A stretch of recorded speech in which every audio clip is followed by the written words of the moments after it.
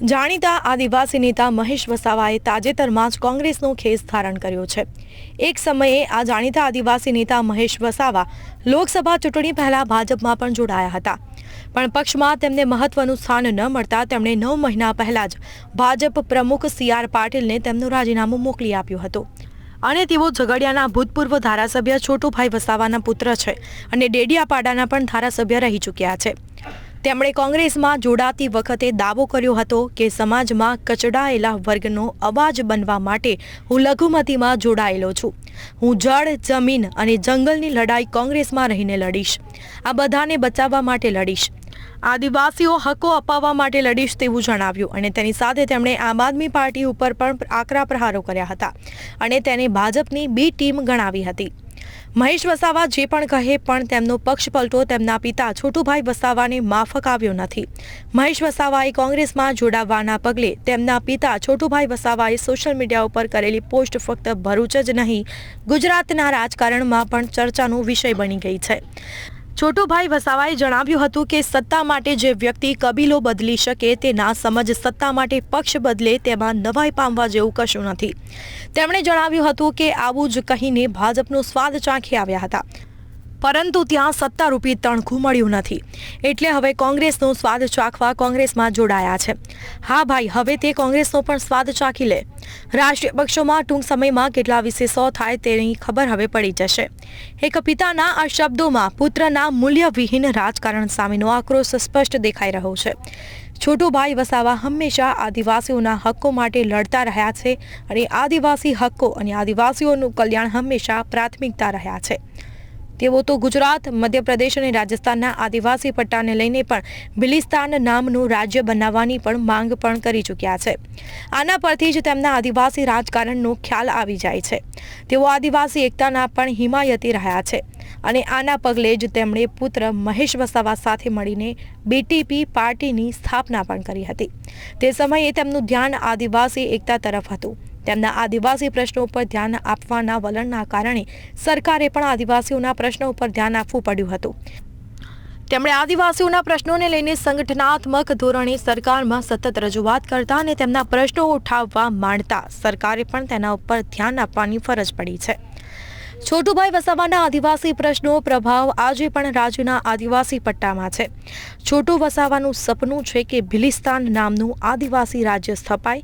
તેઓ સતત આ માટે ગુજરાત અને મધ્યપ્રદેશના આદિવાસીઓમાં રાજકીય ચેતના જગાવવામાં વ્યસ્ત છે। પક્ષની સ્થાપનામાં તેમનો પુત્ર મહેશ વસાવા પણ તેમની જોડે હતા। છોટુભાઈ વસાવાનું ધ્યેય આદિવાસીઓનું કલ્યાણ છે। તેઓ આદિવાસીઓના કલ્યાણના રાજકીય મૂલ્યોને વરેલા છે અને તેમની ઈચ્છા હતી કે તેમનો પુત્ર પણ આ જ રસ્તે ચાલે અને તેથી જ પિતા પુત્રએ BTP નામનો રાજકીય પક્ષ સ્થાપ્યો, પણ તેમાં મહેશ વસાવાને પક્ષ ચલાવવાની પિતાની પદ્ધતિ સાથે વાંધો પડ્યો। છોટુભાઈ વસાવાનું આદિવાસી મૂલ્યોને સમર્પિત રાજકારણ મહેશ વસાવાની માફક ન આવ્યું। છોટુભાઈ વસાવા રાજકીય લાભ માટે મૂલ્યો સાથે અને સિદ્ધાંતો સાથે ક્યારેય સમાધાન કરનારા નથી। જ્યારે મહેશ વસાવાએ તેમને પિતાની બાંધછોડ ન કરવાની નીતિ માફક આવી નથી। બંને જણા પક્ષનું સંચાલન કરતા હતા અને ત્યારે પણ પિતા પુત્રને પક્ષના સંચાલનને લઈને ગજગ્રાહ રહેતો હતો। સિદ્ધાંતવાદી વ્યક્તિ હોવાના કારણે છોટુભાઈ વસાવા આદિવાસીઓની કલ્યાણની વિચારધારા સાથે સમર્પિત હોય અને તેવા નેતાને પસંદ કરવાનો આગ્રહ રાખતા હતા અને તેની સામે મહેશ વસાવા માનતા હતા કે પક્ષ ચલાવવો હોય તો અમુક સમાધાન તો કરવા જ પડે। મૂળભૂત સિદ્ધાંતો જરૂરી છે, પરંતુ તેમના પિતાની જેમ આદિવાસી આગેવાનોને વળગી રહેવાની વાત ઉપર આધારિત રહીએ તો તેમનો પક્ષ ક્યારેય આદિવાસી પટ્ટાની બહાર જ નીકળી નહીં શકે। આમ મહેશ વસાવા પિતાથી વિપરીત પક્ષને પ્રેક્ટિકલ બનીને ચલાવવા માંગતા હતા અને તેના કારણે પક્ષના સંચાલનને લગતી દરેક પ્રકારની બાબતને લઈને પિતા પુત્રને સતત ઘર્ષણ થતું રહેતું અને છેવટે મહેશ વસાવાને લાગ્યું કે તેમના પિતા જે પ્રકારનું રાજકારણ કરે છે તેમાં તે ક્યારેય ફિટ થઈ શકે તેમ નથી અને તેના લીધે તેમણે પક્ષ છોડ્યો હતો। જો કે પુત્રના ગયા પછી પણ છોટુ વસાવાએ તો પોતે આદિવાસી રાજકારણ જારી જ રાખ્યું છે। મહેશ વસાવાએ ત્યારબાદ અનેક પક્ષ બદલ્યા અને તે અંગે છોટુભાઈ વસાવા સ્પષ્ટપણે માને છે કે તેઓને આદિવાસી કલ્યાણની કોઈ ચિંતા નથી, તેમને ફક્ત સત્તાની જ લાલસા છે। જો તે ખરેખર સત્તાને નહીં પણ આદિવાસી કલ્યાણને વરેલા હોત તો તેમણે પોતે જે પક્ષ સ્થાપ્યો છે તેને છોડવાની જરૂર ક્યાં હતી? મારી ઉંમર થઈ છે, મારા પછી આ પક્ષ તેમણે જ સંભાળવાનો હતો. પણ એક વખત કોઈ વ્યક્તિ મૂલ્ય ત્યજે પછી દરેક પક્ષમાં તે સત્તા માટે જ વલખા મારે છે.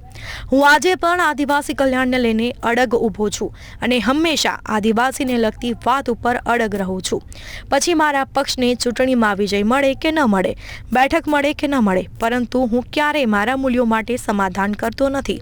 જ્યારે મારો જ પુત્ર આ પ્રકારનું પગલું ભરે તો બીજા કોઈ કરતાં વિશેષ દુઃખ તો મને જ વધારે થાય છે.